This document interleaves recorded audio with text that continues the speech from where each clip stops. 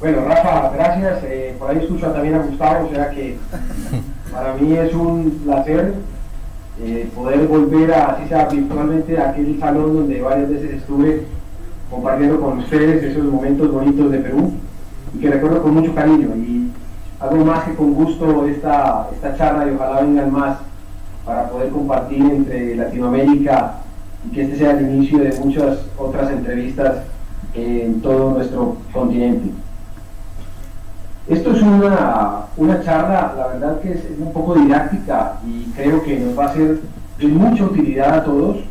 Me incluyo cuando estaba haciendo esta charla, había cosas que me sorprendía o que realmente había olvidado y que no le ponía tanta atención.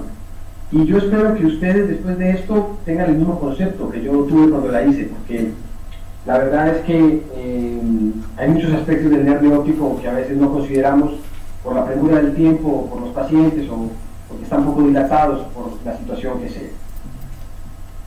Definitivamente el nervio óptico, para entender el nervio óptico tenemos que saber cuáles son esos bordes del nervio óptico, ¿no? Y los bordes del nervio óptico están determinados por el canal escleral. Ese canal escleral es el que nos va a determinar el borde del nervio óptico. Por tanto, entre un canal escleral que está determinado donde termina este punto de la esclera y donde termina este, ahí vamos a tener nuestro reborde neural. Ese reborde neural tiene un nombre que se llama el anillo de Elsnig y más adelante lo vamos a ver más adecuadamente. Existen múltiples maneras de ver el nervio óptico, HRT, GDX, fotos, pero realmente lo que tenemos más a la mano es nuestro lente de 90 dioptrías. Esto es más o menos una tabla de conversión que nosotros podemos tener a la mano y podemos saber exactamente si estamos ante un macrodisco o un microdisco, dependiendo del factor de corrección que le hagamos a la lente. Normalmente, bueno, en mi caso yo tengo un lente Wolf de 90 y lo que hago es que enfoco el nervio óptico y con la perillita superior de la lámpara de hendidura lo acorto hasta que el slit de la lámpara quede exactamente en el nervio óptico. Y dependiendo del tamaño del nervio, pues lo agrando o lo acorto. Eso me va a dar un número en la porción superior de cada lámpara de hendidura. Hay unos milímetros que se miden. Pues bien, si te da 1.3 milímetros y tú estás viendo el nervio con un lente Wolf de 90, en mi caso, pues lo multiplicas por 1.3. Eso más o menos te va a dar una idea de cuánto mide tu nervio óptico. Realmente es una idea muy acertada y si lo hacemos bien vamos a tener muy fácil un diagnóstico de un microdisco o un macrodisco y poder irnos en nuestra práctica clínica diaria entrenando en saber si estamos ante nervios ópticos grandotes o nervios ópticos pequeños. Fuera de esto y de todas las herramientas que tenemos a disposición hoy en día, las fotos estereográficas siguen siendo el gold estándar en la evaluación adecuada del nervio óptico. Pero las fotos estereográficas, me refiero a estereográficas en aquellas que, como está en la foto, son una foto del mismo ojo, solamente que están 15 grados rotadas una de otra. Por tanto, si yo tengo unas gafas estereográficas, podría llegar a verlo en tercera dimensión.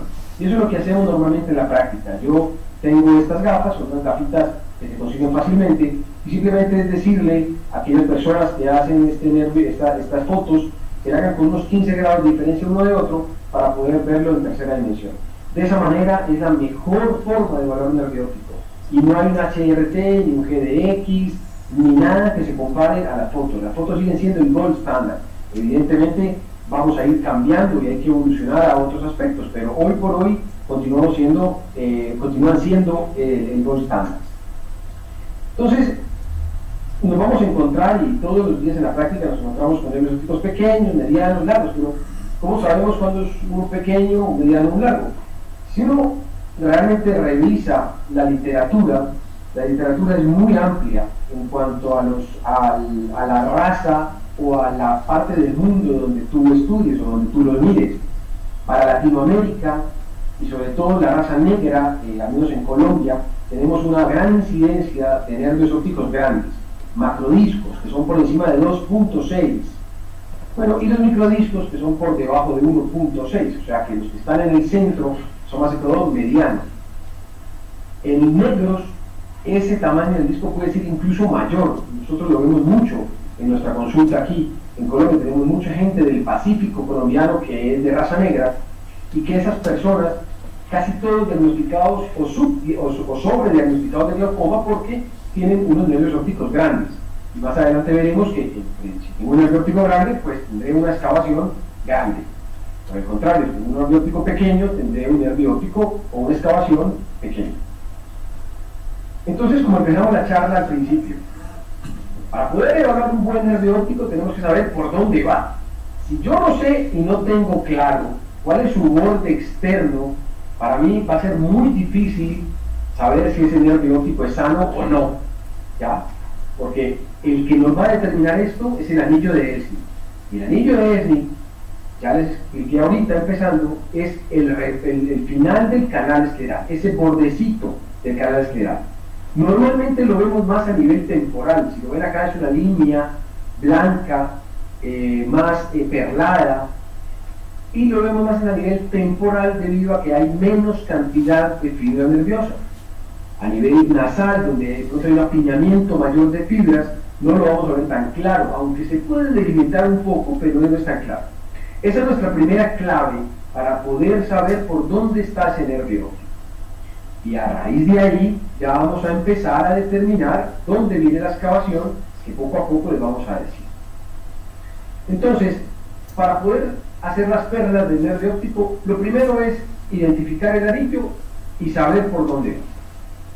Normalmente, un nervio óptico debe ser de la misma manera, su color o la copa, la excavación debe ser pálida, y las dos deben de coincidir, ¿ok? Entonces, la excavación y la palidez deben ser iguales, aunque no siempre palidez indica excavación, como ahorita les voy a informar. Pero si encontramos un nervio óptico más pálido de lo normal, pues tenemos que pensar en otras causas de daño del nervio óptico que no son glaucomatosas normalmente.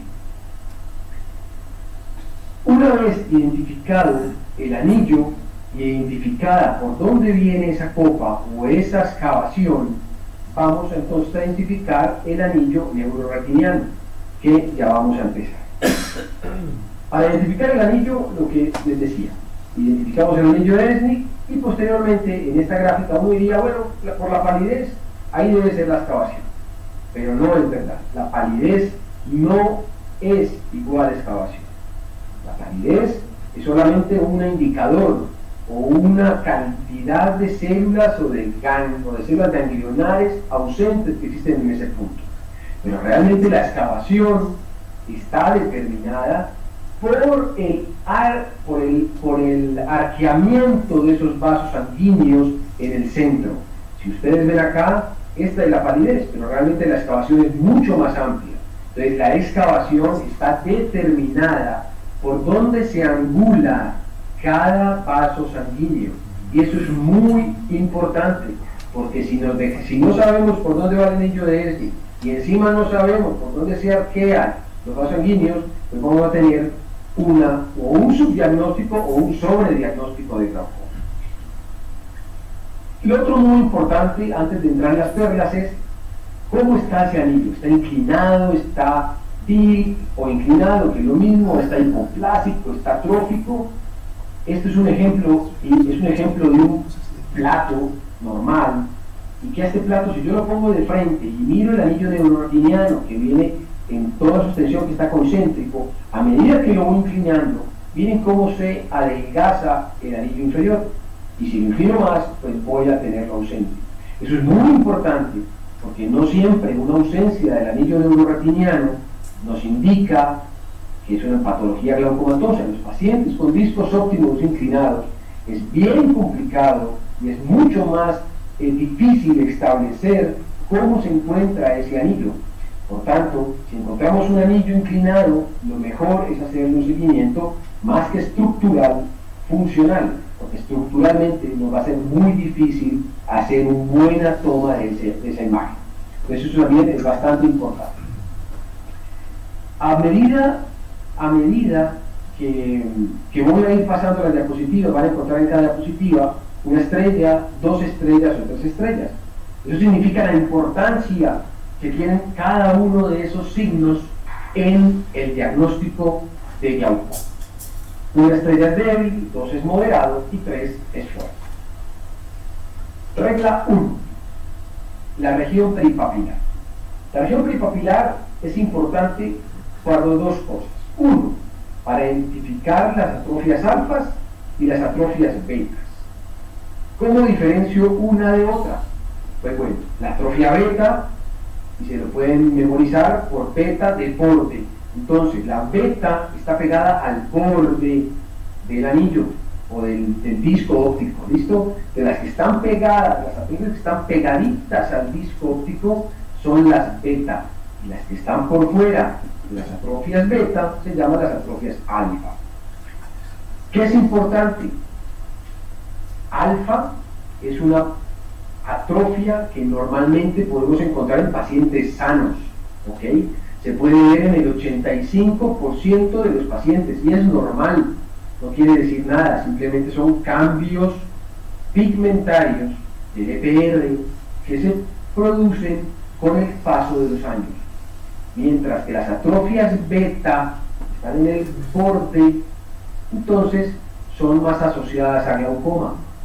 Tiene una especificidad un poco alta, pero una sensibilidad baja, o sea que se pueden ver, pero no siempre es asociado a glaucoma, por una baja sensibilidad. ¿Qué quiere decir? ¿Por qué se produce la beta?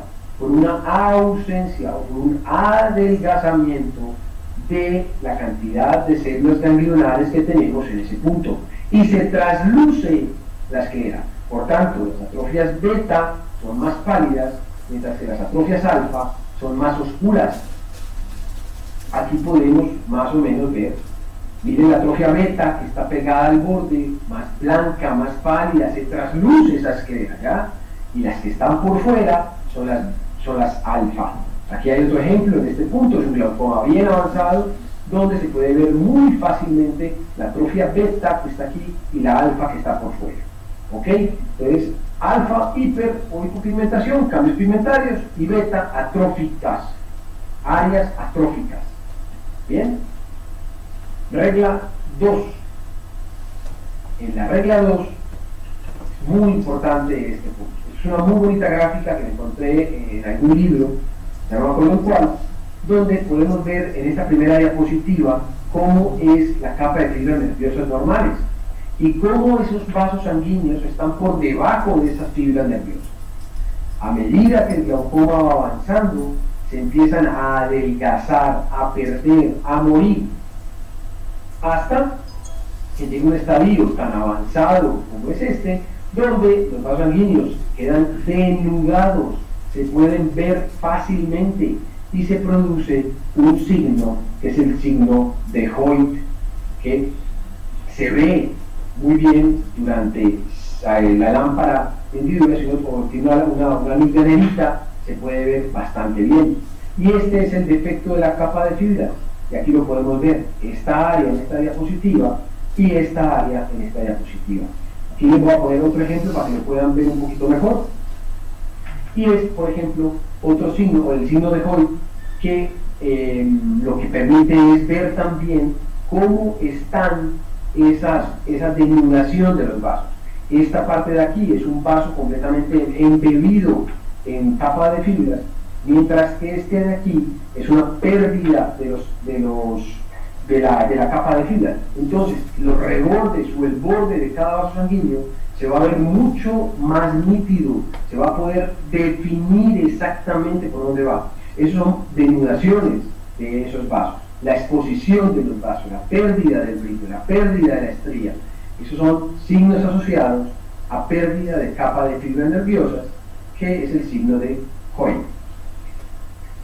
Este es otro ejemplo en donde podemos ver varias alteraciones, múltiples alteraciones, y este es un ejemplo, este que va a pasar en esta diapositiva, es un ejemplo de cómo se ven los pseudodefectos.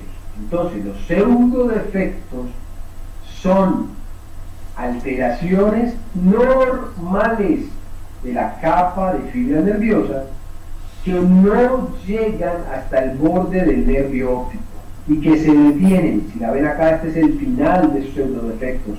Entonces, a estos defectos, o a este defecto, y a este, no se le pueden llamar pérdida de capa de fibras nerviosas, entonces se le llaman pseudodefectos. Cuando se les llama pérdida de capa, el signo de Hoyle tiene que llegar hasta el reborde del disco óptico o el reborde del anillo de Helmholtz, por supuesto. Regla número 3. Y aquí la regla número 3 es valorar la lámina crimosa. ¿Sí? ¿Cómo está esa lámina crimosa? Esos defectos que se ven en la lámina crimosa, no es importante saber si se ve o no se ve la lámina, es saber qué alteraciones tiene esa lámina crimosa. Entonces, uno de los principales signos en glaucomas no controlados, en glaucomas crónicos que van avanzando, es el signo de el notch como tal, o la escotadura. Y la escotadura simplemente es una pérdida de capa de fibras en el anillo neuroreptiliano que se sugiere que puede ser glaucomatoso, pero que si tú tienes, por ejemplo, una oclusión de vena temporal de la retina, o tienes una oclusión de la rama central de la retina, puedes llegar también a presentar este signo, o este notch, o esta escotadura. Es muy importante, porque siempre nos determina que hay un daño del anillo neuroreptiliano, pero ese daño del anillo neuroreptiliano puede ser por otras causas distintas al glaucoma. Lo importante es que cuando lo vemos, tenemos que sospechar ese notch o ese daño de capa, que normalmente adicional está acompañado de esto. Si la ven acá, nuevamente el signo de Hoyle o la pérdida de la capa de fibras nerviosas. Entonces, es sugestivo, pero no es patognomónico. Bien. Regla 3, que es la misma. Hay un signo muy importante, que es el apon, ¿sí? O el apon en inglés. El apon es el acquired peak of the optic nerve, que es simplemente un peak adquirido del nervio óptico. Ese peak adquirido del nervio óptico es una escotadura que ha progresado y que se ha profundizado en su manifestación, lo cual quiere decir que casi seguro es por daño glaucomatoso. ¿Cómo lo diferenciamos? Un apon o un apon de un notch. Entonces, básicamente por la profundidad. El notch, hay una pérdida muy sugestiva del anillo, ¿no? Es muy, me voy a volver un poquito para que lo puedan volver a ver.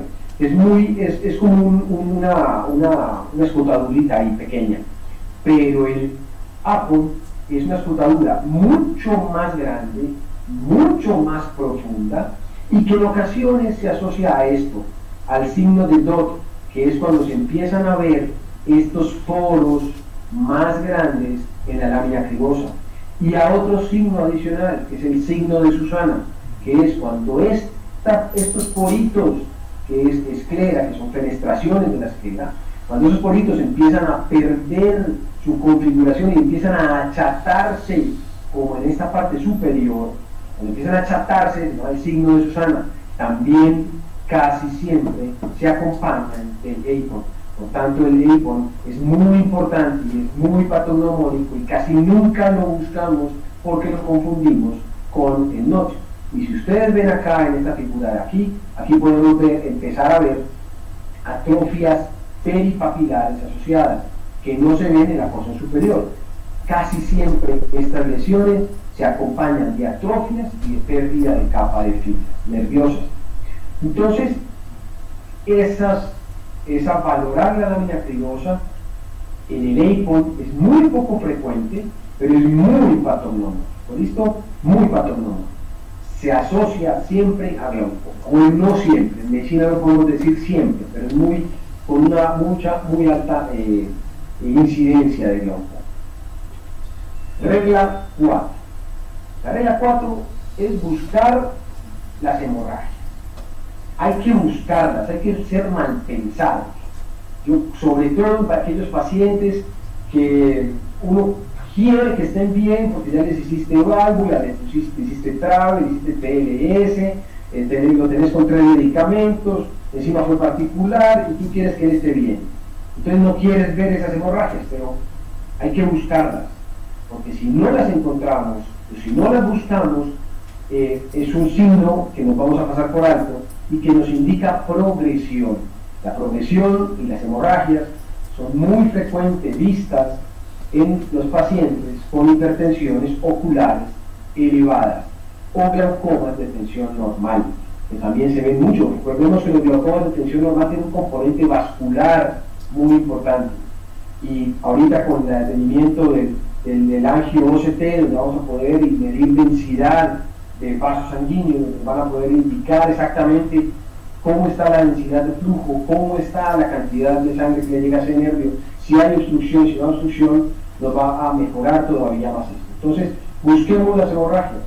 La mayor parte de ellas se presentan inferotemporales, el 80% indica progresión y el 84% de ellas se detectan en fotos. Pero en fotos, increíblemente, en la lámpara de hendidura solamente encontramos el 16% de esas hemorragias. Por tanto, se nos están pasando un montón, ¿no? ¿Cuánto dura esta hemorragia? Entre 2 a 4 meses. ¿Listo? La podemos tener entre 2 a 4 meses. Pero hay que buscarlas. Si no lo busca, no lo encuentra. Y es muy importante ese signo clínico para poder determinar. Porque a veces, sobre todo en este diagrama, donde hay una hemorragia en astilla superior, que no es un lugar frecuente, pero que posteriormente se asocia a un notch superior o a una escotadura superior. Miren el cambio de este vaso se arqueó posteriormente a esto. Miren, este es el mismo paciente, ¿ya? Y aquí tenemos la hemorragia, miren acá el vaso cómo está, un vasito normal, y aquí un cambio en eso. Eso empieza a sugerir que hay un notch o que se va a producir un notch, y casi siempre se correlaciona con los campos visuales. Eso es muy importante. Regla 5, y es el ISNT. El ISNT hay que buscarlo una vez ya encontremos el resto de estos signos, que los busquemos, que sean mal pensados, para poder después decir, listo, el ISNT está bien. Recordemos que el ISNT es simplemente que la cantidad de capa de fibras nerviosas inferiores es mayor que las superiores, y que las superiores a su vez son mayores que las nasales, y las nasales a su vez son mayores que las temporales. Por tanto, a nivel temporal hay menos cantidad o de células de capa de fibras, mientras que a nivel inferior tenemos muchas más. Por eso es que a nivel temporal podemos ver el anillo de Smith, que a diferencia del nasal es más complicado verlo. El ISNT hay que tener cuidado con él, porque podemos tener neuropatías ópticas severas, no glaucomatosas, que nos pueden hacer confundir con un glaucoma, porque en esas neuropatías ópticas glaucomatosas, atróficas por algún compromiso cerebral, donde el nervio óptico es muy pálido, no podemos distinguir por dónde va ese anillo, por dónde va esa excavación. Hay que tener mucho cuidado. Recuerden que mucha palidez con poca excavación nos sugiere esas atrofias ópticas no glaucomatosas. Entonces el ISNT puede alterarse de manera concéntrica. ¿Y cómo sabemos que está alterado de manera concéntrica? Pues tomando de referencia el anillo inferior. Si todos los cuadrantes son parecidos o muy similares al anillo inferior, estamos ante una alteración concéntrica. Distinto a si es más sectorizado, ¿cierto? Si es superior, inferior o nasal. Por ejemplo, en este caso específico tenemos un inferior muy bien, un temporal muy bien, pero un superior y un nasal evidentemente más adelgazados. El ISNT entonces hay que verlo y analizarlo, porque nos informa cómo están distribuidas esas células en el ese nervio. Regla 6, y es la simetría de la copa. Normalmente, entre un ojo y otro hay asimetrías, es normal, Pero cuando tenemos una simetría mayor a 0,25, o sea, en un ojo tengo 0,7 y en el otro tengo 0,4, ahí tenemos que empezar a sospechar glaucoma. Y miren cuántas estrellitas tiene. Tiene 3 estrellas, o sea, es bien importante la simetría. En la simetría de las copas de esas excavaciones hay siempre algo por debajo. Pónganle atención. A lo mejor, recordemos que los glaucomas son asimétricos, a lo mejor un ojo inició por alguna disfunción de una malla trabecular prematura y que el otro todavía no, pero que son nervios ópticos susceptibles o son nervios ópticos más débiles y por tanto se dañan más fácilmente. Esa es la simetría de la copa, entonces mayor a 0,2. Vamos a hacer un resumen de lo que hablamos y todas tienen que ver con la letra R, entonces son como las 5 R's, ¿no? Scleral ring, que es el anillo escleral, importantísimo. Size of the ring, retinal nerve fiber, que son las capas de fibras, la región peripapilar y buscar hemorragias retinales y ópticas. Estas son las 5 claves para poder tener un buen diagnóstico en el nervio óptico. Si por alguna razón en la lámpara en video es difícil, no sé qué, pues bueno, van a tener las fotos, y si son unas buenas fotos, van a poder ver esto muy bien y muy detalladamente, y se van a dar cuenta que vamos a empezar a encontrar cosas que a lo mejor antes no encontrábamos. Hay otros signos importantes, como la nasalización de vasos. Cuando tenemos una nasalización de los vasos sanguíneos, quiere decir que hay una pérdida de capa de fibras a ese nivel, y que los vasos están como se apoyan normalmente sobre esa capa, y que a medida que se va disminuyendo esos vasos sanguíneos se van también alterando. Y si ven las nasalizaciones, acá vamos a encontrar 2 cosas importantes. Uno, hemorragia. Mire aquí una hemorragia superior, mire aquí una hemorragia inferior. Miren que la excavación, la palidez central, que uno dice, bueno, no es tan excavado, pero si tú te vas por donde realmente están los vasos sanguíneos, que es por acá, o el arqueamiento del vaso sanguíneo, que viene acá, en este punto, vas a tener una excavación muy grande. Y si encima te das cuenta por dónde viene el anillo de Esmond, que viene por aquí, vas a decir, uy, Dios mío, tiene una excavación todavía mayor, 0,80. Y si encima le ves la atrofia peripapilar beta que tiene acá, y la atrofia peripapilar alfa que tiene acá, las hemorragias, la nasalización, el vaso en bayoneta que ya vamos a hablar de él, evidentemente estamos ante un glaucoma. ¿Qué es el vaso en bayoneta? Es esto, simplemente una pérdida de sostén de este vaso sanguíneo. ¿Listo? Este vaso sanguíneo debería tener por acá, estar llenito de capa de fibras. Entonces, como este hueco de acá sería en capa de fibras, pues el vaso sanguíneo discurriría por este punto. Pero como ya no tiene donde apoyarse, se va arqueando. Y eso es lo que vemos en este punto. Aquí hay un vaso en bayoneta, 2 vasos en bayoneta, 3 vasos en bayoneta, 4 vasos en bayoneta. ¿Listo? Miren cuántas estrellas tiene 2 estrellas. Y esas 2 estrellas, si buscamos más cosas, vamos a encontrar nuevamente atrofia beta y atrofia alfa. ¿Listo? Con una nasalización, miren la nasalización tan evidente que tiene este paciente. Los vasos denudados simplemente es lo mismo, ¿no? Esa pérdida del sostén de esos vasos.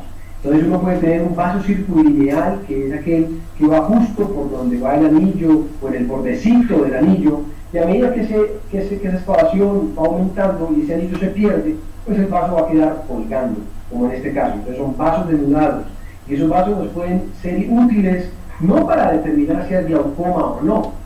Miren la estrella, ¿sí? No para determinar si hay glaucoma o no, básicamente es para determinar y para informarnos nosotros por dónde va esa excavación, tener una imagen clara por dónde va, por dónde discurre, y poder en los controles siguientes saber y tener una margen anatómico o una marca anatómica que nos informe un poco más. Entonces, recordemos, discos grandes presentan excavaciones grandes, ¿ok? Discos grandes, excavaciones grandes. Si la palidez es igual a la copa, esa es la excavación. Pero si la palidez es mayor a la copa, Ya después de saber todo lo que sabemos, dónde va esa copa, hay que pensar en otras cosas. ¿Listo? Entonces, discos grandes, excavaciones grandes. Y si podemos ver aquí, tenemos un nervio óptico grande con un ISNT grande. Entonces, pero un ISNT que es básicamente conservado. Entonces es muy importante buscar signos de las 5 R's para poder decir que es una megalopapila excavada sin daño glaucomatoso. Distinto a los nervios ópticos pequeños, los microdiscos son más complejos y recuerden que los microdiscos en principio, más excavaciones por encima de 0,45 hay que tener cuidado. A pesar de que el HTS en discos normales, medianos, entre 1.6 y 2.6, nos habla que una excavación por encima de 0.65 es más sugestiva de glaucoma. Pero en los microdiscos, las excavaciones debe ser más pequeñas, 0.45, para uno empezar a pensar que ese paciente puede llegar a tener un glaucoma. Eso es un microdisco con una copa normal, ¿ya? Pero esto es un microdisco con una copa glaucomatosa, copa o excavación. Y si uno empieza a ver, aquí uno se puede perder, ¿no? Pero esto es puro estafiloma posterior. Pero si uno empieza a delinear, como vimos ahorita, no sé si allá ustedes lo alcancen a ver bien, pero uno viene por acá y viene el anillo de Elsner que viene por acá. Pero la excavación viene inferior, hay un daño del ISNT a nivel inferior, ¿no? Pérdida de la capa de fibras inferiores. Por tanto, los microdiscos, tengan mucho cuidado, porque microdiscos excavados casi siempre son glaucomatosos. Entonces, esos pacientes que son miopes o que tienen distintas alteraciones, es más difícil de identificar. Algo pasó acá. Vale.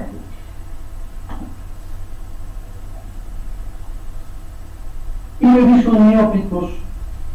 discos miópicos también tenemos que tener mucho cuidado con ellos. Los discos miópicos yo creo que es un desafío para todos nosotros poder determinar, sobre todo en estos pacientes, donde uno no sabe ni dónde termina ni dónde empieza el nervio.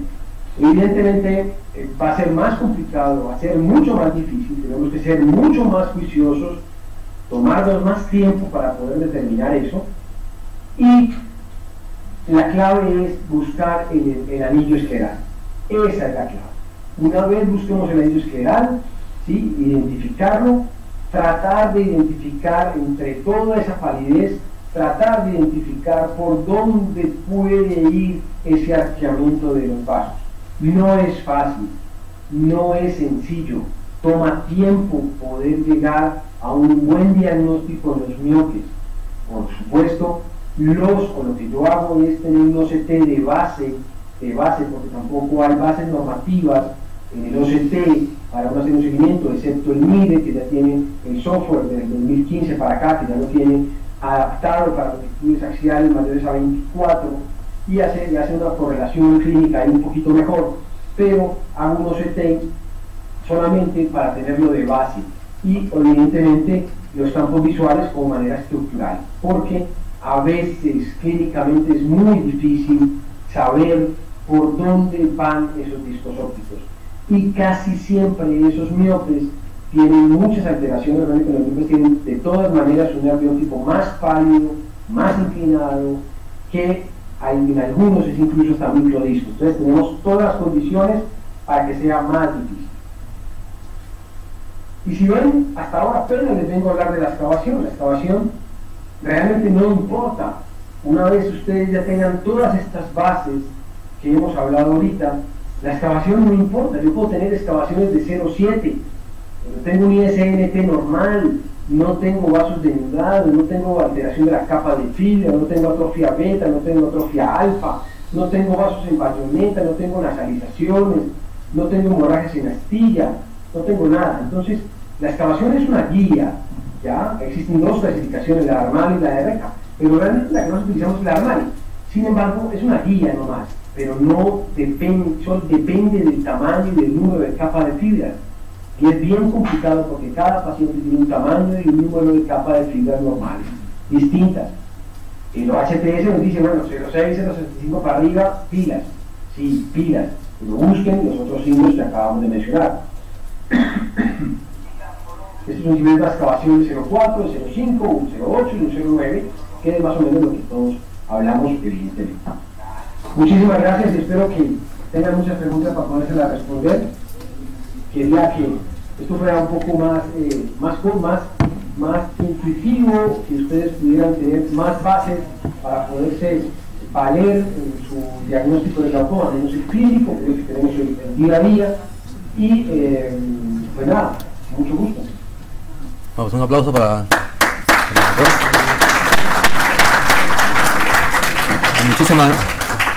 muchísimas gracias, Lucas. Es interesantísima tu charla, sobre todo para los médicos residentes. ¿Alguna pregunta de los presentes aquí? A ver, quisiera ver preguntas de los residentes, sobre todo, que son los que tienen que ser más interesados y están todo el día enfrentando este tipo de casos.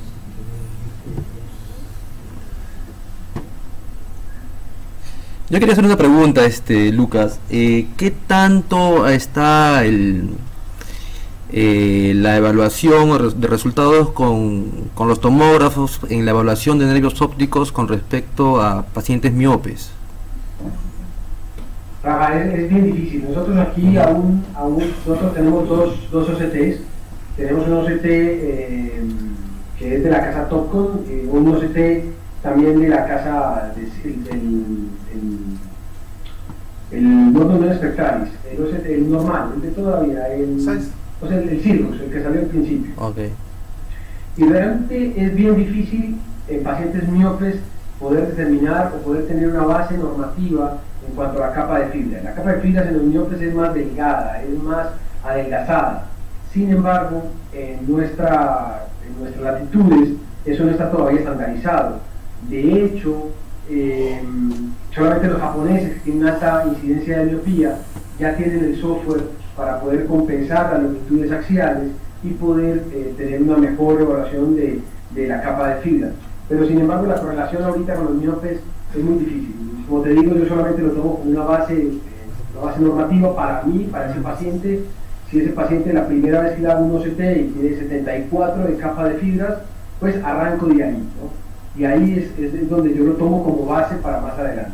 Pero evidentemente no hay todavía en nuestro medio una buena caracterización de esos pacientes. Nos falta todavía tener el software y el equipo además. ¿Alguna otra pregunta? Sí, Gustavo. Sí.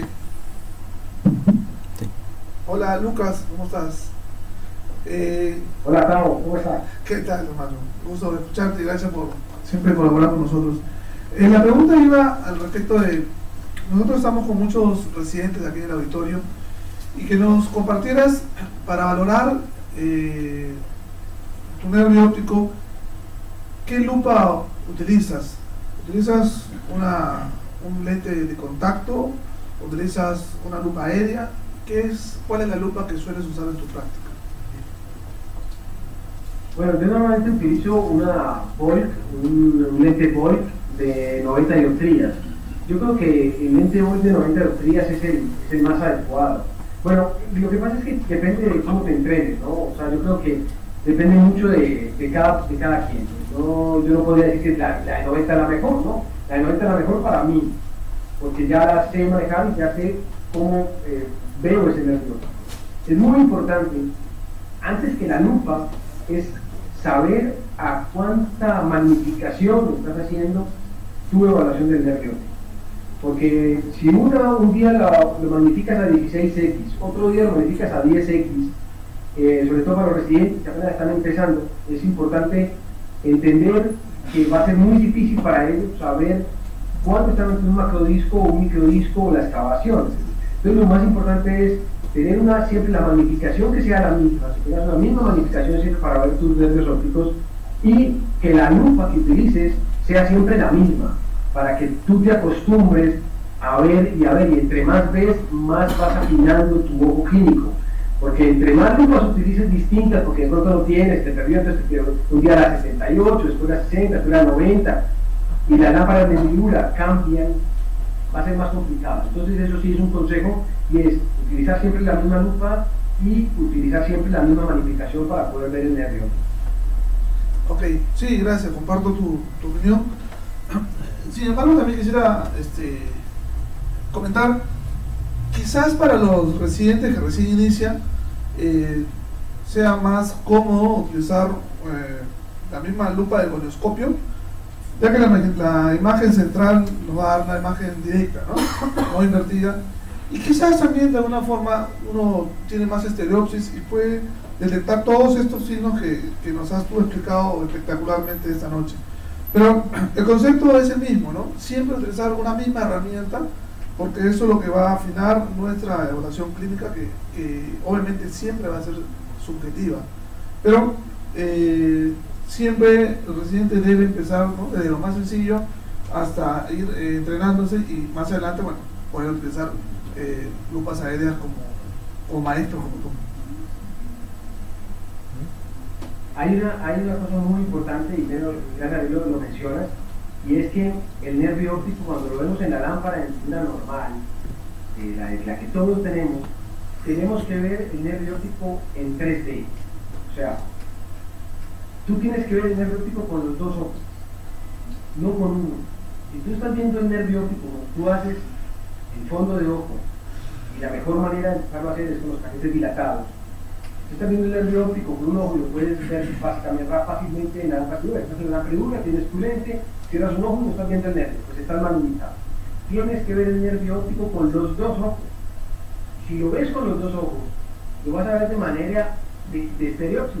Y si tienes la estereopsis, lo puedes ver en tercera dimensión, vas a poder ver las diferentes capas o las diferentes profundidades.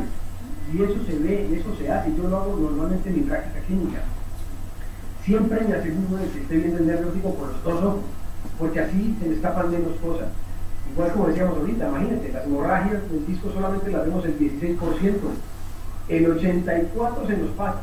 Entonces imagínate, entre más afinados estemos, entre el paciente de pronto se pueda dilatar, si nos permite evidentemente, entre la lupa que tengamos sea la adecuada y algún buen la lámpara, vamos a tener un mejor diagnóstico. Hola Lucas, habla el doctor Gutiérrez. Te voy a hacer 3 preguntas en una sola. La primera, para poder ver el tamaño del nervio óptico, algunos utilizan el wedge Allen en el punto más pequeño, que corresponde más o menos, según Susana, a 1.5. La segunda pregunta, para que me contestes todo, es qué sensibilidad tiene al encontrar una copa vertical, solamente la copa vertical, qué sensibilidad y qué especificidad, ¿no? Y la tercera es que uno también puede, si no puede hacer una fotografía estereoscópica, hacer una fotografía en 2D y mirar la lámpara de hendidura estereoscópicamente y dibujar el contorno, basándose en el contorno y no el color. Yo creo que esa es una buena forma también de registrar. ¿Qué concepto tienes de estas 3 preguntas que te he dicho? Bien, muy bien. En cuanto a la primera pregunta, y es la copa vertical, creo que la copa vertical es bien importante. Recuerda que básicamente una alteración de la copa vertical es una alteración del ISNT, ¿no? Y si tenemos una alteración del ISNT, donde normalmente se afecta más el inferior y el superior, y hay una verticalización de esa copa, evidentemente estamos ante una alteración del ISNT. Y una alteración del ISNT indica un daño o una reducción del anillo neurorotiniano. Y esa alteración del anillo neurorotiniano pues nos indica que hay alguna lesión, hay alguna noxa, sea glaucomatosa, sea vascular, sea atrófica, algo, ¿cierto? No podemos decir que es glaucomatosa, pero sí hay una reducción de la cantidad de células o de capa de fibras en esos 2 puntos. Por tanto, después de la pregunta, es una sensibilidad y especificidad alta, bastante alta, y hay que tenerla siempre en cuenta. La verticalización del nervio óptico es más grave que la horizontalización del nervio. Lo segundo, lo del wedge Allen, yo no tengo claro, no te podría responderlo exactamente en cuanto lo clasifican. Yo lo que sí te quiero mostrar es que esta corrección de los lentes que aquí les estoy mostrando en la diapositiva, creo que es muy importante tenerla en la mente.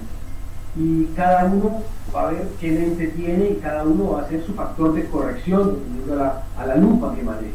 Yo personalmente no utilizo el oftalmoscopio de Wells-Allyn, ya no lo utilizaba antes, ya ahorita con las lámparas casi no lo uso, o sea que no te podría decir cuál es el factor de corrección, creo que de pronto lo tienes más claro tú, pero sí, en cuanto a las lupas, sí tengo claro que estos son los más usados. Y lo otro es que iba a decir que te vamos a mostrar acá la lámpara de figura normal, es una lámpara de figura que todos tenemos, y de pronto te voy a mostrar aquí arriba que tenemos ahí, aquí vamos a ver que tenemos un número que está en la parte superior. Este número va a avanzar o a disminuir dependiendo del slit que yo le ponga, ¿no? Entonces, esto gira. La idea es que el slit quede exactamente en el centro del nervio óptico y no ocupe más espacio de lo que tiene el tamaño del nervio óptico. Entonces yo tengo una lupa de 90 de volt y aquí, por ejemplo, me dio que el disco óptico por el del slit me da 2 según ese diámetro. Yo simplemente multiplico ese 2 por el 1.3, que es mi factor de corrección, y eso me debería dar el tamaño del nervio óptico. Entonces es una buena medida que normalmente hacemos, o que al menos hago bastante, que después lo corroboro con el OCT y es bastante parecido, bastante similar. Y la tercera pregunta, ¿cuál era? Sobre el contorno. Sobre el contorno, dice. Ya. El contorno sí, cuando no tenemos la posibilidad de tener unas fotos estereográficas en tercera dimensión, yo estoy de acuerdo contigo. Yo creo que delinear el contorno me parece que es una buena herramienta, me parece que es muy importante saber el borde externo para saber, para no entrar en confusiones, porque ya sabemos que hay veces que hay atrofias o que hay estafilomas o que hay inclinamientos, entonces no nos deja ver bien por dónde es el borde, pero el contorno definitivamente, identificar el contorno, identificar el borde es bien importante y estoy de acuerdo contigo. En las 2D hay que ser creativos y buscar otras opciones que nos den un poco más de visualización, correcto. Solamente para responder a la pregunta del doctor Gutiérrez, la utilidad de utilizar el spot más pequeño de Wells-Allyn lo que nos va a indicar es que usualmente ese tamaño va a concordar con el tamaño de un nervio óptico normal, de tal forma que si el spot quedara por dentro del nervio óptico estaría sugiriéndonos que estamos frente a un nervio óptico grande o macroico, y si es que ese spot quedara más grande del diámetro de la papila, estaría sugiriéndonos que estaríamos frente a un microdisco, ¿no? La utilidad de Macrodisco. Sí. El tamaño del spot usualmente corresponde, es el más pequeño, usualmente corresponde al nervio óptico de un tamaño normal. Si el spot es más grande o más chico del nervio óptico, estamos frente a un macrodisco o un microdisco. Claro, dependiendo un poco también del tamaño del ojo en realidad. Claro. Buenas noches, doctor. Les saluda el doctor Rodríguez. Mi pregunta es la siguiente. Teniendo un paciente hipertenso ocular, o sea, con una papila completamente de apariencia normal, campo visual normal y sin ningún factor de riesgo, ¿en qué nivel de presión intraocular usted lo comienza a tratar? Bueno, las hipertensiones oculares siempre son otro desafío, ¿no? Las hipertensiones oculares yo las clasifico en 3 etapas: hipertensión ocular leve, moderada y severa. ¿Dependiendo de qué? Dependiendo básicamente de su antecedente familiar, de su raza, de cómo están sus campos y de cómo está su presión ocular. En general, pacientes hipertensos oculares entre 21 a 23 son considerados hipertensos oculares de riesgo leve. ¿Riesgo leve para qué? Riesgo leve para desarrollar glaucoma de 5 años. ¿Ya? Ese es su riesgo, leve. Moderado es entre 23 a 26. Eso es un hipertenso ocular moderado. Y mayor a 26, hipertenso ocular severo. ¿Cuándo trato yo? Si tú te fijas en las guías estamos de acuerdo todos en que hipertensos oculares con presiones mayores a 26 se deben de tratar, sí o sí, hay que tratarlos, sí o sí, en eso estamos de acuerdo todos, en los severos, mayores a 26. El problema viene entre los 23 y los 26, ¿no? Porque hay gente que prefiere tratarlos, otros que prefieren no tratar. ¿Qué opino yo? Yo creo que siempre que tengamos una presión ocular de 24 o 25, estamos ante un paciente que tiene una falla o una disfunción de su trabajo, no está funcionando bien. Y lamentablemente solamente le estamos tomando la presión ocular 20 segundos de 24 horas del día. No sabemos cómo se comporta esa presión en el resto. Podríamos hacer una suposición, hacer pruebas de hipopamina, hacer pruebas de sobrecarga hídrica, tomar la presión a las 4 de la mañana, hacer un Tiger Fish con lente de contacto, como quiera. Pero yo pienso que esos pacientes de riesgo moderado deben de tratarse y debe descartarse además con ecografía ocular bien hecha, un ecodoppler de circulación ocular, porque generalmente siempre hay reducción de los flujos sanguíneos diastólicos en esos pacientes. O son roncadores y no nos damos cuenta y hacen apnea, o aumento de la presión venosa visceral, evita que haya un buen flujo a través de la malla trabecular. Entonces yo sí opino que hipertensos oculares, riesgo moderado a severo, deben de tratarse. Ahora el leve, dependiendo, no le voy a tratar un leve si tiene 93 años, ya el pobre que se muera tranquilo, pero si tiene 35 años, pues voy a estar más pendiente de él. A lo mejor no lo trato, pero sí hay que hacer estudios funcionales, estructurales, y si pueden y tienen la capacidad de tener un test de hipopamina o un test de Tracil, que es un dopa-1 agonista que aumenta la producción de humor acuoso de manera muy sensible y muy específica y que nos puede dar positivo, ahí lo trato.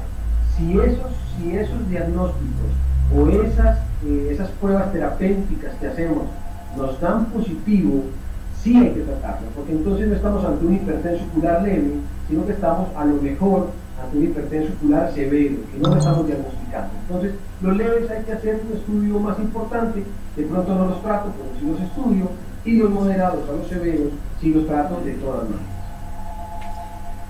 Doctor Lucas, lo que dice, coincido con usted, de que el hipertenso no es porque se le tome en un momento la presión en el consultorio, ¿no?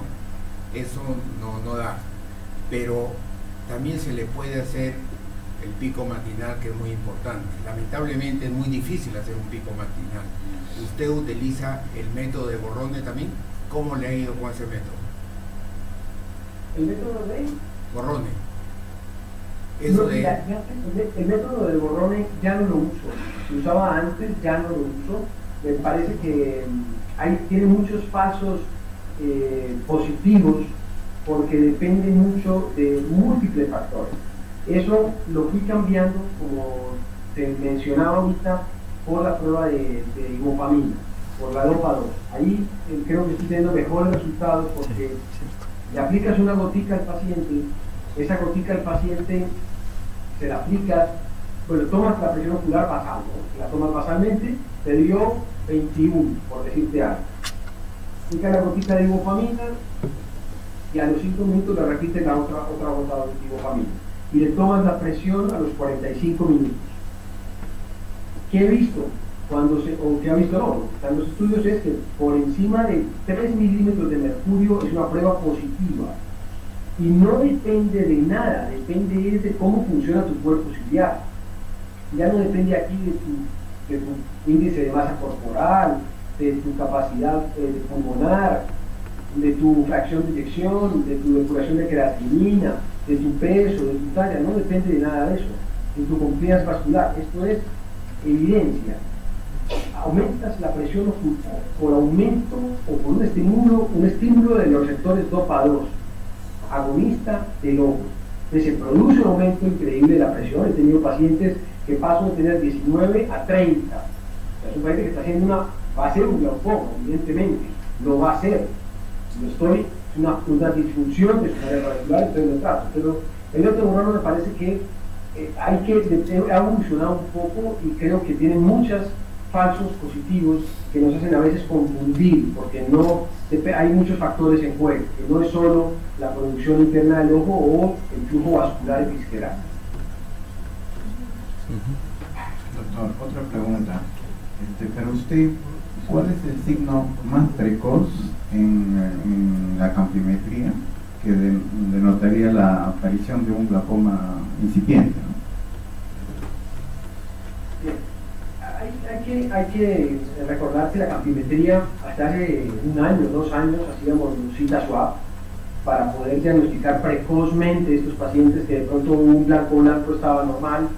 Hacíamos un cita swab para poder estimular la coniocelularidad o las manos o las parvocelulares, pero en los últimos, de pronto ahorita en Perú, en el Panamericano, tuve la oportunidad de ver una muy bonita conferencia sobre los campos visuales y hablábamos mucho sobre los campos visuales 10-2, que cada vez toman más fuerza, y porque los campos visuales 10-2 no necesariamente se afectan en pacientes con glaucomas avanzados o pacientes con glaucomas terminales. De hecho, los campos visuales cada vez podemos ver reducciones de los decibelios a nivel secocentral y a nivel nasal. Obviamente, depende mucho de cuál campo visual utilice. Yo hablo del campo visual del Humphrey, no hablo del Opticus, a lo mejor no lo manejo mucho. Pero el Humphrey, hay 2 cosas. Uno, la reducción o las alteraciones en los escalones nasales, tanto superiores o inferiores, siempre hay que tenerlos en cuenta. Siempre las reducciones de 4 o 5 decibelios en estos puntos nos tienen que alertar. Y lo otro es que muchas veces el 24-2, buscando los escalones nasales a nivel secocentral, no nos informan nada. Porque hacemos un 10-2 y ahí vamos a encontrar alteraciones. Entonces, para mí los precoces van a ser más a nivel nasal, como en los escalones, y en un 10-2 a nivel secocentral, pero no escotomas como tal, sino más bien reducciones de esa sensibilidad foveal o esa disminución de la captación de esos estímulos, de esos puntos. ¿Alguna otra pregunta de los presentes? Sí, ¿puedes enlazar el micro, Gustavito?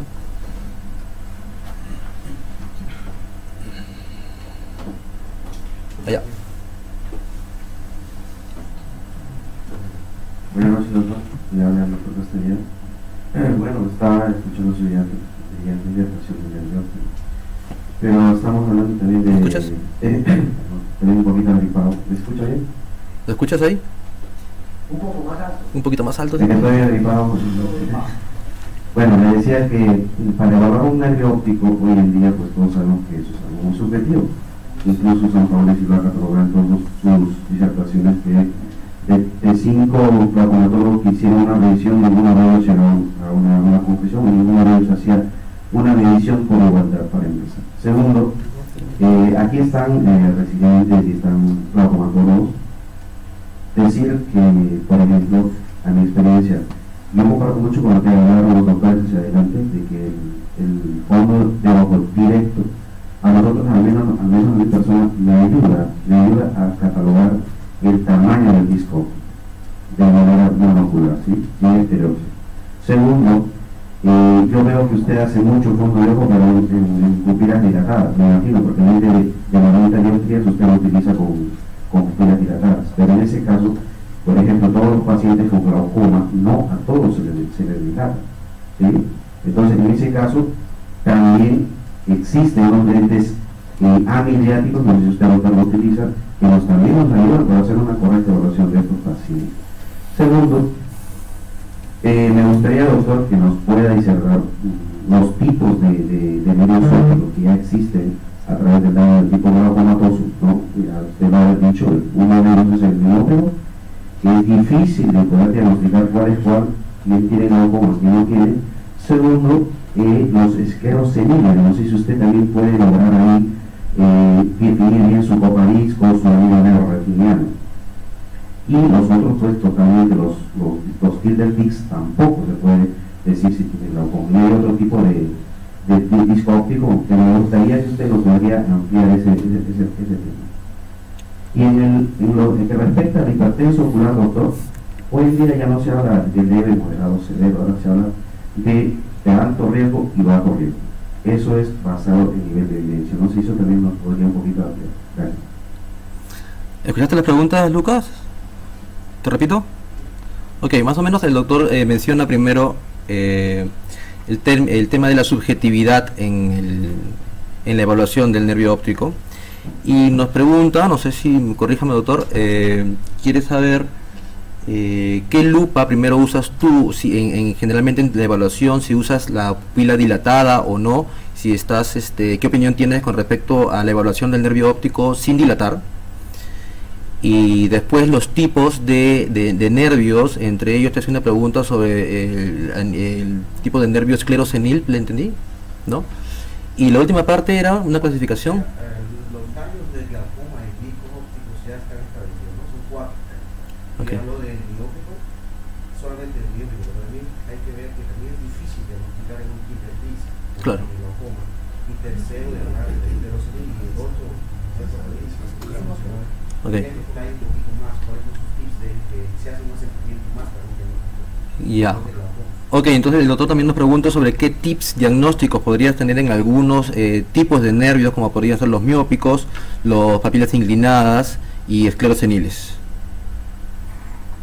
Vale, lo primero, obviamente, evaluar un nervio óptico es muy subjetivo, o sea, Claro.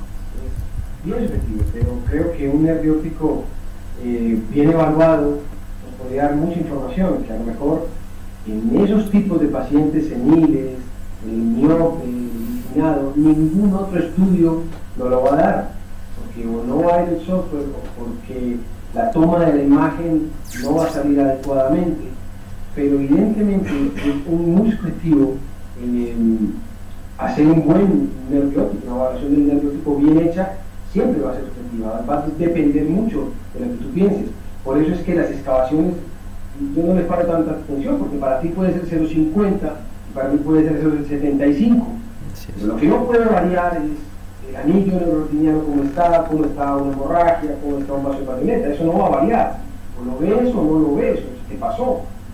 Entonces, en cuanto a las excavaciones y la evaluación, sí, es subjetividad.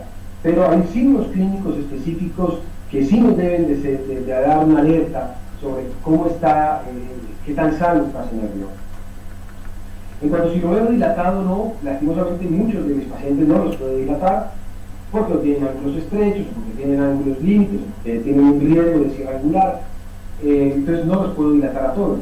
Me gustaría dilatarlos. Obviamente veo mejor el nervio óptico dilatado, lo veo mejor, no hay nada que hacer. Dilatados se ven mucho más, con más nitidez, con más detalle. Porque muchas veces el paciente hay mucha miosis, encima tiene catarata, encima es viejito y se mueve y no colabora mucho. Entonces no hay en algunas ocasiones uno no queda tranquilo con la evaluación del nervio óptico. Si uno lo pudiera hacer dilatados a todos los pacientes mientras se pueda, mientras lo permita, está muy bien. Pienso que es lo mejor hacerlo. En cuanto a lo tercero, en esos pacientes que tienen atrofias seniles o discos ópticos seniles, hay una característica de ellos, y es que no van a tener atrofias beta. Las atrofias beta no van a existir metaplasias del EPR, van a existir a lo mejor cambios pigmentarios a nivel del EPR, van a existir una palidez, sí, hay palidez del anillo, pero es como de todo el anillo, es una palidez muy generalizada, pero no palidez de blanco, es más una pérdida del color rosadito normal, es como nacarado. Esos pacientes pueden tener, evidentemente, van a ser de más riesgo para uno como glaucomatólogo, oftalmólogo, normalmente, poderlos diagnosticar. Entonces hay que tener, ¿qué tips podría yo decir en los pacientes miopes, con los TIR o con los seniles? Lo primero es, tomen fotos. Si tienen la posibilidad de tomar fotos en sus consultorios o tener una imagen que les pueda permitir la primera vez que usted viene a ese paciente cómo estaba ese nervio óptico, yo creo que es lo más importante, porque de ahí van a arrancar a determinar cómo se comporta esa imagen del nervio óptico a futuro. Eso le va a dar un mapa a seguir. Y lo segundo, los pacientes con discos inclinados, siempre va a ser difícil, siempre va a ser difícil. Nunca vas a saber si ese inclinamiento conlleva a una pérdida de capa de fibras, inclusive porque en los mismos campos visuales puedes tener algún defecto, pero pueden ser defectos asociados a su mismo tilt del disco, no necesariamente glaucomatosos. Entonces, tanto los campos visuales como las fotos, como los OCT deben de servirles como una base normativa de ese paciente específico para de ahí arrancar a evaluarlo. En los pacientes miopes, definitivamente, como les muestro en la diapositiva, hay unos que te sacan de quicio, o sea, nunca vas a entender qué es lo que sucede en ese nervio. Va a ser bien complejo, bien difícil, y te vas a tener que valer de otros signos asociados que te puedan llevar a algo. Las hemorragias en esos pacientes se van a ver mejor que en otros, porque va a haber un contraste un poco mayor, entonces las hemorragias las puedes ver más fácilmente. Cuando tienes las atrofias beta, va a ser muy complicado. ¿Cómo haces tú para diferenciar una atrofia beta de un estafiloma que están metidos en la misma parte? Bien difícil. ¿Cómo vas a saber si hay un notch o no, si está la misma palidez? Muy difícil. Si no puedes diferenciar el anillo de Elsnick, que es bien pálido, y encima tienes una escleromalacia o un estafiloma que también es bien pálida, no vas a saber por dónde van. Entonces, definitivamente hay pacientes que no son fáciles y que nos vamos a tener que valer de cómo está su presión, de cómo está su ángulo, de cómo se comporta ese OCT que le hiciste al principio, basal, de cómo se comporta, y de ahí arrancar de ahí en adelante. Pero clínicamente a veces es imposible, a veces sí se puede, y mientras lo puedas, creo que las 5 R's te van a ayudar mucho, pero si no los puedes hacer, porque muchas de esas 5 R's son también pálidas, también blancas, que no vamos evidentemente a poder acelerar nuestro paso. Y lo último, en cuanto a las clasificaciones de hipertensión, sí, tienes razón. Lo que pasa es que para mí, ahorita cuando me preguntaban sobre la presión ocular, quería darlo de esa manera para poder que me entendieran cuáles eran los riesgos. Pero evidentemente un paciente que tenga una hipertensión ocular mayor a 23 va a tener un riesgo mayor a que tenga menos de 20. Sí va a haber.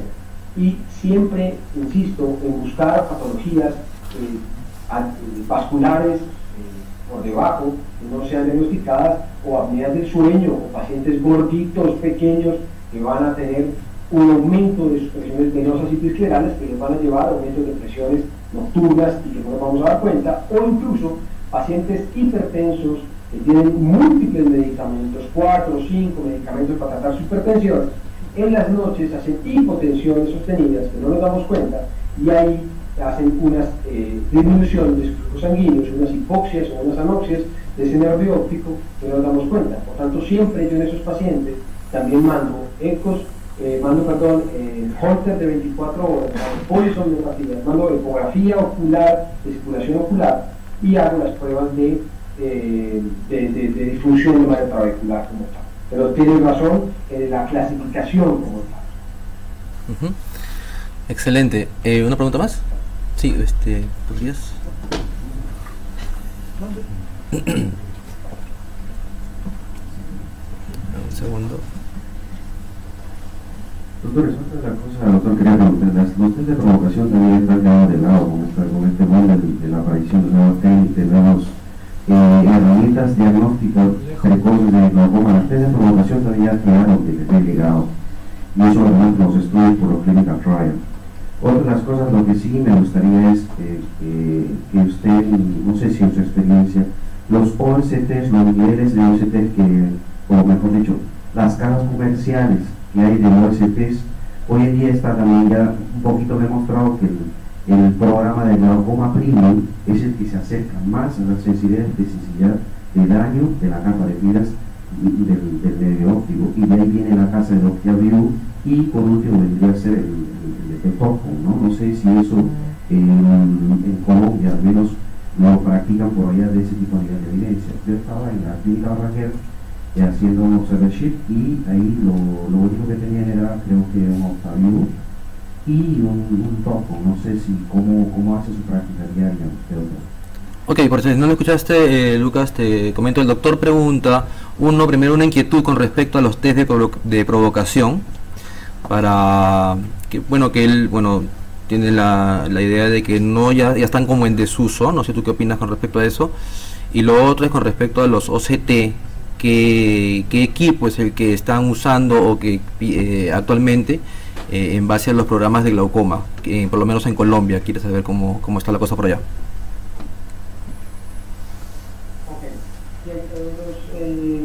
Te voy a responder la primera pregunta, y es los test de provocación.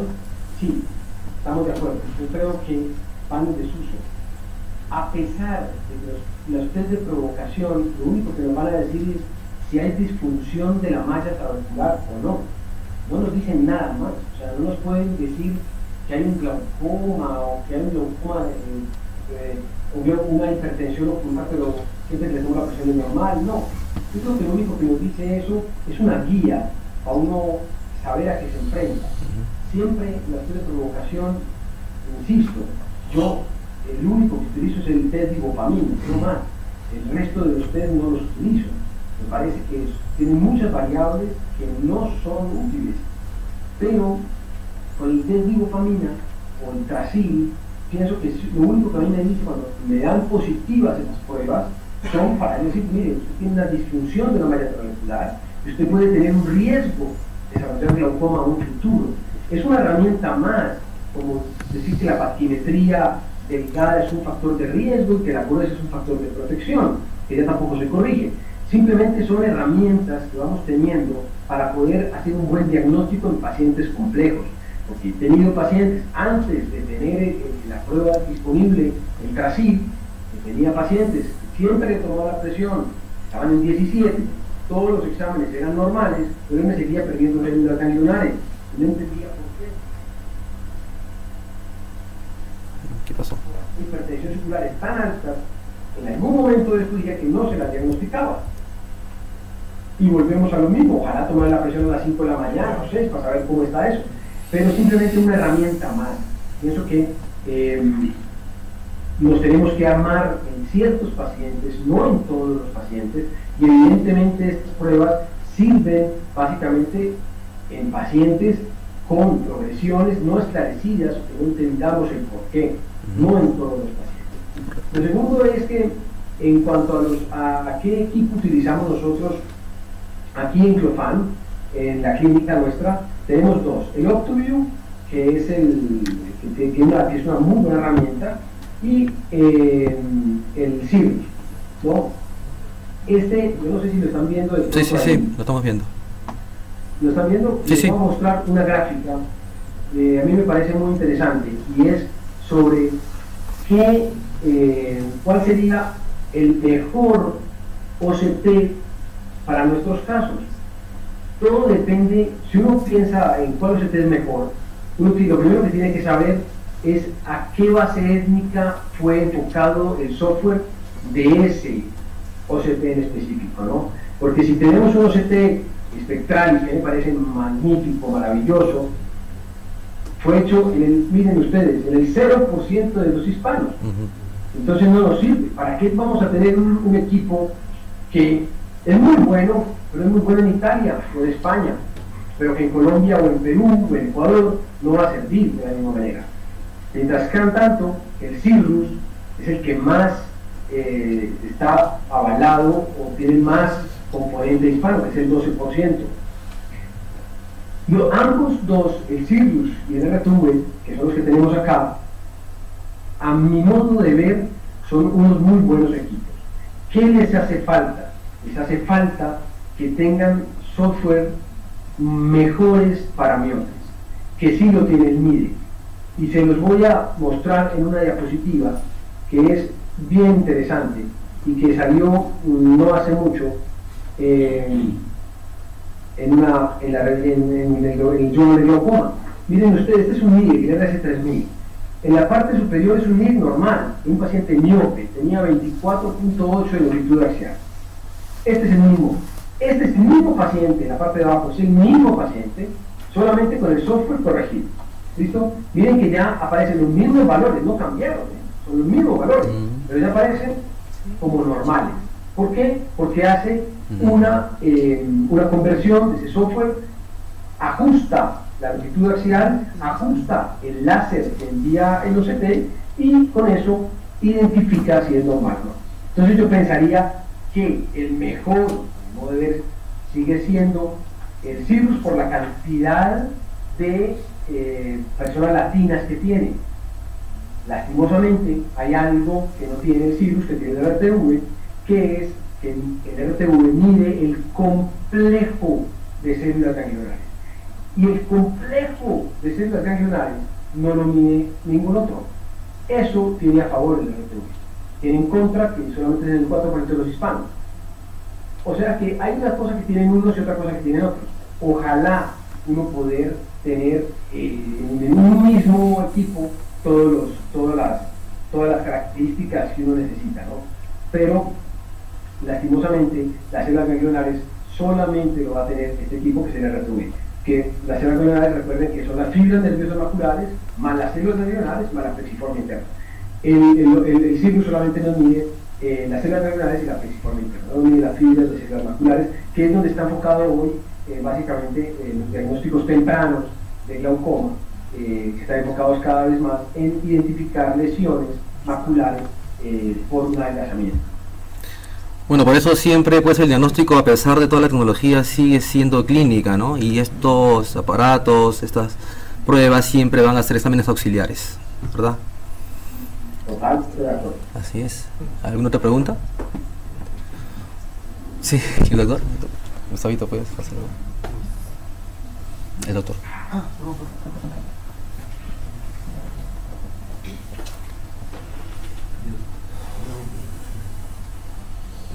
Doctor, una última pregunta. Bueno, hablar de glaucoma es un montón, ¿no? Nos podemos pasar toda la noche y no podemos de acuerdo de realmente en nada, porque nadie tiene la verdad de glaucoma. Ni siquiera la escuela argentina, ni de Robert Rich, en este caso le habla mucho de glaucoma, ni también la escuela americana, ni bueno, en general. Pero me gustaría también que lo tenga en cuenta, no sé, si en su consultorio lo hace, las pruebas electrofisiológicas. A mí me gusta mucho un electrocardiograma multifocal y un potenciómetro visuales a flash en diagnóstico temprano del glaucoma. Y hoy en día también está entrando a la El doctor pregunta si estás realizando dentro de tu rutina, en tu práctica diaria, algún tipo de prueba electrofisiológica para los glaucomas, sobre todo en fase inicial. Lastimosamente en nuestro país, por el sistema de salud, es bien complicado que nos autoricen ese tipo. Sí, pienso que los electrocardiogramos cada vez van a tener más fuerza, van a tener más incidencia, van a ser una ayuda más en los diagnósticos tempranos de glaucoma. Lastimosamente no lo usamos, todavía es costoso, no hay muchos equipos en la ciudad, tendríamos unos 3 equipos aquí en la ciudad de Medellín, no tenemos muchos. Y lo segundo es que aún no está muy estandarizado sobre cuáles serían los patrones específicos para uno poder hacer un buen diagnóstico. Pienso que sí va a haber un auge o un aumento en este tipo de pruebas, lo mismo que va a ser el angio-OCT, que nos va a determinar la densidad vascular en esos nervios ópticos, o cuáles nervios ópticos están recibiendo cantidades insuficientes de oxígeno o aumento de su CO2 dependiendo del flujo vascular que tengan. Entonces, por ahora no lo uso de rutina, pero sí pienso que va a tener un mayor incidencia en los próximos años, con seguridad que así será. Bueno, yo creo que ya, bueno, quiero primero que nada, Lucas, agradecerte infinitamente por esta deferencia que has tenido aquí con la Sociedad Peruana de Oftalmología. Eres la primera persona que está realizando una teleconferencia acá en los capítulos y realmente te agradezco porque tu charla ha sido muy ilustrativa, muy didáctica, muy detallada. Y bueno, desde aquí te agradecemos, ya te dejamos descansar y bueno, te damos un aplauso por la brillante charla de Nadie se ha ido, no lo dice nadie. Nadie se ha ido, acá está todo lleno, así que ha sido muy agradable tu presencia aquí. Han visto ya. Ok. Listo, Lucas, entonces nos vemos, gracias por todo, hasta la próxima y esperamos que nos veamos pronto. Para mí es un placer. Es para mí siempre estar un placer, es un placer siempre estar con ustedes y en lo que necesiten con todo el gusto del mundo. Ok, muchas gracias. Chao, chao. Que estés bien. Adiós. Chao. Bien.